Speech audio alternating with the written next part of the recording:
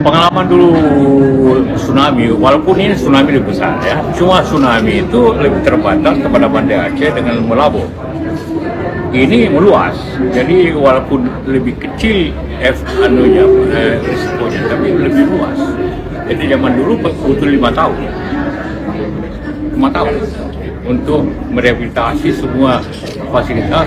Memang tapi zaman dulu korbannya 200.000, sekarang kan masih sekitar 1.000 ya. Kemudian rumah yang hancur lebih banyak dulu.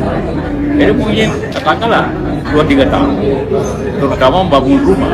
Saya sudah katakan berkali-kali, saya tidak punya tongkat Nabi Musa. Tapi masalah listrik ya ada tidak secepat yang kita harapkan karena kondisi fisik dan kondisi-kondisi alam yang masih kita harus atasi ya. Menara-menara itu sangat berat, kemudian ada kendala-kendala, sebagian masih banjir sehingga kabel-kabel tidak bisa tembus. Tapi insya Allah kita harapkan ya mungkin 1 minggu mudah-mudahan ya. Tapi jangan kita terlalu berharap semua bisa sekejap ya. Saya sudah katakan berkali-kali, saya tidak punya tongkat Nabi Musa. Tapi semua bekerja keras. Dalam unggahan di akun Instagram resmi Sekretariat Kabinet Republik Indonesia, Sekretaris Kabinet Teddy Indrawijaya menjelaskan dalam ratas yang digelar hari Minggu hari ini di kediaman pribadi Presiden Prabowo di Hambalang Bogor, Jawa Barat, Presiden ingin hunian sementara atau huntara dan hunian tetap atau huntap untuk warga terdampak bencana Sumatera bisa segera selesai terbangun. Tak hanya itu, Presiden Prabowo juga meminta percepatan pemenuhan kebutuhan sehari-hari warga terdampak bencana.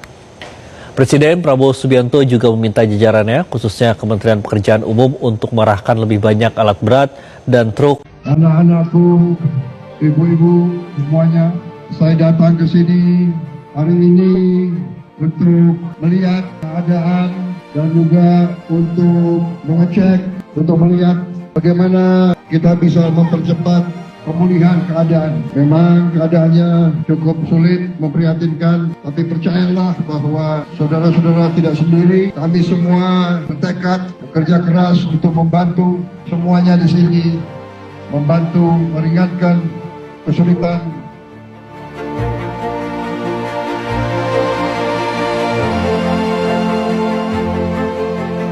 Segera tadi bersama. Kita sudah kerahkan puluhan helikopter, puluhan pesawat, ya kita akan atasi ini bersama. Dan kita sudah siapkan juga di sana untuk mengganti semua rumah yang hanyut. Tapi tentunya butuh kesabaran dari bapak-bapak ibu-ibu sekalian, karena tidak bisa kita seketika selesaikan semua itu, ya.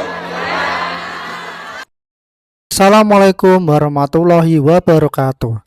20 tahun yang lalu Indonesia menghadapi salah satu bencana terbesar dalam sejarahnya. Tsunami Aceh 2004. Lebih dari 200.000 nyawa melayang. Kota-kota luluh lantah. Infrastruktur hancur total. Pemulihan Aceh bukan perkara singkat. Negara, lembaga internasional, dan masyarakat bekerja bersama. Hasilnya, Aceh membutuhkan sekitar 5 tahun untuk bangkit dan pulih secara menyeluruh.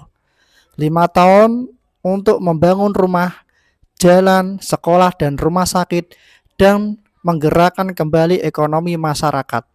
Sekarang, mari kita bandingkan dengan bencana yang sedang kita hadapi hari ini. Banjir bandang di Aceh, di Sumatera Utara, dan Sumatera Barat. Skala kehancurannya memang berbeda dengan tsunami. Namun satu hal yang sama, dampaknya langsung menghantam kehidupan rakyat kecil. Berapa lama pemulihan banjir bandang ini akan berlangsung? Berdasarkan pengalaman penanganan bencana banjir bandang di Indonesia, proses pemulihan tidak selesai dalam hitungan minggu atau bulan.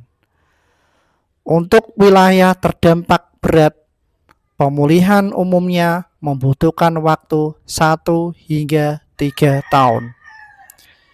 Itu mencakup perbaikan rumah warga, jalan, jembatan, lahan pertanian, serta pemulihan ekonomi masyarakat. Namun ada perbedaan penting.